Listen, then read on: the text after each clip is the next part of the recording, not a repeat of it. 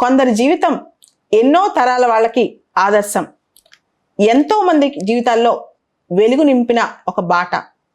అలాంటి జీవితమే ఇలాబెన్ భట్. ఈవిడ నవంబర్ 2వ తారీఖున చనిపోయారు. అసలు ఎవరు ఈవిడ? ఈవిని గుర్తించి రామన్ మెగ్సెస్ అవార్డు వచ్చింది, ఇందిరాగాంధీ సద్భావన అవార్డు వచ్చింది, రైట్ లైవ్లీహుడ్ అవార్డు వచ్చింది, పద్మభూషణ్ అవార్డు వచ్చింది, Rajya Sabha member, MP of Rajya Sabha అయ్యారు. ఇలాబెన్ భట్ చాలా simple lady, Gandhian principles follow అయ్యే లేడీ. షేక్స్పియర్ మాటల్లో కొంతమంది జీవితాలు more of sound and fury signifying nothing, అంటే చెప్పుకునేది ఎక్కువ చేసేది తక్కువ. కొంతమంది జీవితాలు అండర్ కరెంట్లా చాలా మార్పులు తీసుకొస్తాయి కొన్ని మిలియన్స్ లైఫ్లో, కానీ వాళ్ళు బయటికి చెప్పుకోరు. అలాంటి గుంభనంగా తన పని తను చేస్తూ వెళ్తూ సైలెంట్గా భారతదేశంలో మహిళా జీవితాల్లో ఒక విప్లవం తీసుకొచ్చిన వ్యక్తే ఇలాబెన్ భట్. ఈవిడ నవంబర్ 2వ తారీఖున చనిపోయారు. ఫెమినిజం ఈ మాట వినంగానే మనందరం అలర్ట్ అయిపోతాం, అమ్మో ఫెమినిస్ట్లా అని చెప్పి. కానీ ఫెమినిజంలో అసలు ఏంటి, ఎలాంటి సిద్ధాంతాలు ఉన్నాయి, ఇవన్నీ తెలుసుకుంటే ఫెమినిజం అనేది మహిళా సాధికారతకి ఎలా ఉపయోగపడిందో అర్థమవుతుంది. ఫెమినిజంలో జనరల్గా 3 వేవ్స్ ఉన్నాయి. First wave feminism, second wave feminism, third wave feminism. First wave ఫెమినిజంలో ఎక్కువ వైట్ ఉమెన్ పార్టిసిపేట్ చేశారు. దానిలోనే ముఖ్యంగా రైట్ టు ఓట్ లాంటివి ఉండేవి అనమాట. సెకండ్ వేవ్ ఫెమినిజం 1970వ దశకంలో మొదలైంది, అంటే 60-70లో బాగా పాపులర్ అయిందని చెప్పొచ్చు. దానిలోనే ఎకో ఫెమినిజం కూడా ఒక భాగం కదా. ఈ సెకండ్ వేవ్ ఫెమినిజంలో రకరకాల ఉమెన్ మూమెంట్స్ వచ్చాయి. ముఖ్యంగా సెకండ్ వేవ్ ఫెమినిజం చివరి నాటికి థర్డ్ వరల్డ్ కంట్రీస్లో కూడా కొంత ఫెమినిజం మీద, ఉమెన్ ఎంపవర్మెంట్ మీద ఒక ఐడియాలజీ బయలుదేరింది అనమాట. సో ఈ సెకండ్ వేవ్ ఫెమినిజంలో కొంత భారతదేశం లాంటి దేశంలో మార్పు తీసుకొచ్చిన వ్యక్తే ఇలాబెన్ భట్ అని చెప్పొచ్చు. అనార్గనైజ్ సెక్టర్, మామూలుగా మహిళలు వర్క్ చేసినా పురుషులు వర్క్ చేసినా చాలా కష్టాలే పడేవాళ్ళు. ఎందుకంటే దానిలో పెన్షన్స్ ఉండవు, ఇన్సూరెన్స్ ఉండదు, హెల్త్ కేర్ ఉండదు, ఏది ఉండదు అనమాట. తెలుగులో అసంఘటిత రంగం అంటాం. అసంఘటిత రంగంలో, అందులోనూ టెక్స్టైల్ రంగంలో పనిచేసిన మహిళలను ఐక్యపరిచి వాళ్ళ బార్గెనింగ్ పవర్ను పెంచేందుకు 1972లో ఇలాబెన్ భట్ సేవ అనే సంస్థను ఎస్టాబ్లిష్ చేసింది. సెల్ఫ్ ఎంప్లాయిడ్ ఉమెన్స్ అసోసియేషన్ అనమాట.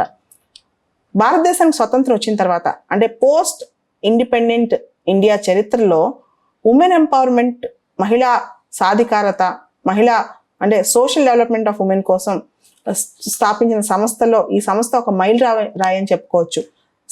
సేవా సంస్థ గురించి తెలియని వాళ్ళంటూ భారతదేశంలో మహిళలు ఉంటారనమాట. సెల్ఫ్ ఎంప్లాయిడ్ ఉమెన్ అసోసియేషన్ చాలా మంది పాపులర్ మహిళలకి తెలుసు అనమాట. గాంధీ గారి ఆశయాలు మనకందరికీ తెలుసు. సాధికారత, స్వాభిమానం, సహకార రంగం అంటే కోఆపరేటివ్ మూమెంట్, అంటే ఎంపవర్మెంట్ కానీ, సెల్ఫ్ రిలయన్స్ కానీ, సహకార రంగం అంటే కోఆపరేషన్ కానీ, వీటన్నిటిని గాంధీ గారు చాలా సపోర్ట్ చేసేవాళ్ళు. ఈ గైడింగ్ ప్రిన్సిపల్స్లో ఇవన్నిటిని ఒక గైడింగ్ ప్రిన్సిపల్స్గా భావించి ఇలాబెన్ భట్ సేవ అనే సంస్థను ఏర్పాటు చేశారు. 1960 దశకం చివరిలో అహ్మదాబాద్లో టెక్స్టైల్ పరిశ్రమలో చాలా కష్టాలు వచ్చాయి, మిల్స్ అన్ని మూతపడ్డాయి అనమాట. ఆ నేపథ్యంలో ఆ పరిశ్రమ మీద ఆధారపడ్డ మహిళలు వాళ్ళకి స్వయం ఉపాధి ఎలా, తర్వాత వారిని ఒక లేబర్ మూవ్మెంట్గా, ఒక ట్రేడ్ యూనియన్ లాగా, అప్పట్లో పురుషుల ట్రేడ్ యూనియన్సే చాలా నష్టాలు పడాయి, అట్లాంటిది మహిళల కోసం ఒక ట్రేడ్ యూనియన్ మార్చి వాళ్ళ హక్కులు సాధించుకునేలాగా తీర్చిదిద్దేందుకు ఈ సంస్థ చాలా కృషి చేసింది.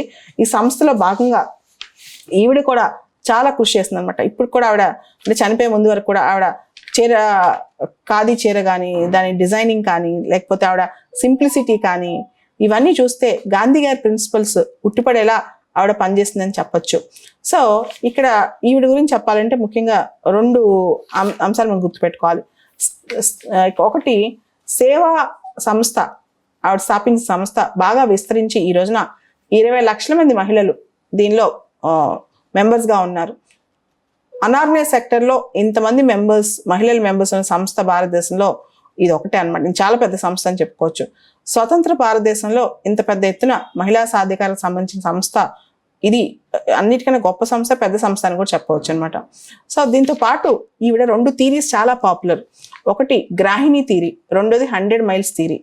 ఈ IR అంతర్జాతీయ సంబంధించి, ఇంటర్నేషనల్ రిలేషన్ సంబంధించి ఈవిడ గ్రాహిణి థీరీ చాలా ఇంపార్టెంట్. ఆవిడ అంటారు, శాంతిని స్థాపించాలన్నా, హింసారహిత సమాజాన్ని స్థాపించాలన్నా మనం అంతర్జాతీయంగా కూడా 2 విషయాల మీద ప్రత్యేకమైన దృష్టి పెట్టాలి. ఒకటి పేదరికం, రెండోది డిప్రవేషన్. ఈ రెండింటిని తీసివేస్తేనే మనం శాంతి ఉండే సమాజం, హింసరహిత సమాజాన్ని స్థాపించగలం. పేదరికం ఎక్కడైతే ఉందో అక్కడ హింస ఉంటుంది, అక్కడ రెవల్యూషన్ ఉంటుంది. ఎక్కడైతే డిప్రవేషన్ ఉంటుందో అక్కడి నుంచే బాధ పుట్టుద్ది అని చెప్పి అవి నమ్ముతారనమాట. దీన్నే గ్రాహిణి థియరీ అని చెప్పి అంతర్జాతీయ సంస్థలు కూడా ఈవిడ స్పీచ్లు ఇచ్చేవాళ్ళు చాలా చోట్ల. ఈవెన్ లో కూడా ఈవిడ మాటలు వెళ్ళాయన్నమాట. దాంతోపాటు ఇంకొక థియరీ 100 మైల్స్ థియరీ. మనందరికి తెలుసు మనిషికి కనీస అవసరాలు ఏంటవి. ఫుడ్ కానీ, క్లోతింగ్ కానీ, హౌసింగ్ కానీ, హెల్త్ కేర్ కానీ, తర్వాత బ్యాంకింగ్ కానీ, ఎడ్యుకేషన్ కానీ, ఇవన్నీ ప్రతి మనిషి ఒక డిగ్నిఫైడ్గా బతకాలంటే ఉన్న అవసరాలు అనమాట. మానవ జీవితానికి అవసరమైన కనీస వస్తు సేవలు, ఫుడ్, క్లోతింగ్, తర్వాత health care, housing, education, banking, ఇవన్నీ కూడా స్థానికంగా 100 మైళ్ళ వ్యాసంలో దొరికే వాటిని వినియోగించుకుని తయారు చేయటం, దొరికేలా చూడటం. దానివల్ల స్థానిక పరిశ్రమలు అభివృద్ధి చెందుతాయి, స్థానిక ఆర్థిక వ్యవస్థ కూడా అభివృద్ధి చెందుతుంది అనమాట. దాని ద్వారా లబ్ధి చేకూరటమే కాకుండా ఉపాధి అవకాశాలు విస్తరించి ఆ స్థానికంగా ఆత్మనిర్భరత కూడా పెరుగుద్ది అనమాట. ఈ 100 మైల్స్ థియరీ అనే దాన్ని, అంటే 100 మైల్స్ రేడియస్ లో ఉత్పత్తి అవుతున్న స్థానిక వస్తు సేవలను వినియోగించుకుంటూ, స్థానిక పరిశ్రమలు ప్రోత్సహించుకుంటూ ఆత్మనిర్భరతని సంపాదించుకోవటం, ఇది కూడా గాంధీ గారి థీమే. గాంధీ గారు లోకల్ అనే దాన్ని ఇష్టపడతారు. దీనికి సంబంధించే నాకు ఇంకొక కాన్సెప్ట్ కూడా గుర్తొస్తా ఉంటుంది. అబ్దుల్ కలాం గారు పురా model, providing urban amenities in the rural areas అని చెప్పి ఒక పురా అని చెప్పి కనెక్టివిటీని పెంచి లోకల్గా అవైలబుల్ వాటిని దాన్నే ప్రమోట్ చేస్తూ అన్నిట్లో కనెక్టివిటీ పెంచి వితిన్ 5 కిలోమీటర్స్ రేడియస్ అన్ని దొరికేలా చూడటం, బేసిక్ నీడ్స్ అనమాట. అబ్దుల్ కలాం గారు చాలాసార్లు పురా మోడల్ అని చెప్పేవాళ్ళు, providing urban amenities in rural areas. Gandhi గారు కూడా లోకల్ ప్రోడక్ట్స్ మీద ఎక్కువ దృష్టి పెట్టమని చెప్పేవాళ్ళు. ఇప్పుడు భారతదేశంలో కూడా 1 district 1 product అని చెప్పి, ఓకల్ ఫర్ లోకల్ అని చెప్పి రకరకాల కాన్సెప్ట్స్ వస్తున్నాయి. సో ఈవిడ కూడా 100 మైల్స్ థియరీ అని చెప్పి, గ్రాహిణి థియరీ అని చెప్పి ఇట్లా 2 థియరీస్ చాలా పాపులర్ చేశారు. ఇటువంటి గొప్ప మహిళ భారతదేశానికి ఇక లేరు. కానీ ఆ ఆదర్శం అనేది, ఇలాబెన్ భట్ యొక్క ఆదర్శం అనేది మనకి ఇంకా నిలిచింది. ఒక ఇలాబెన్ భట్ పోతే 100 మంది పుట్టాలి ఆవిడ ఆదర్శంగా తీసుకుని.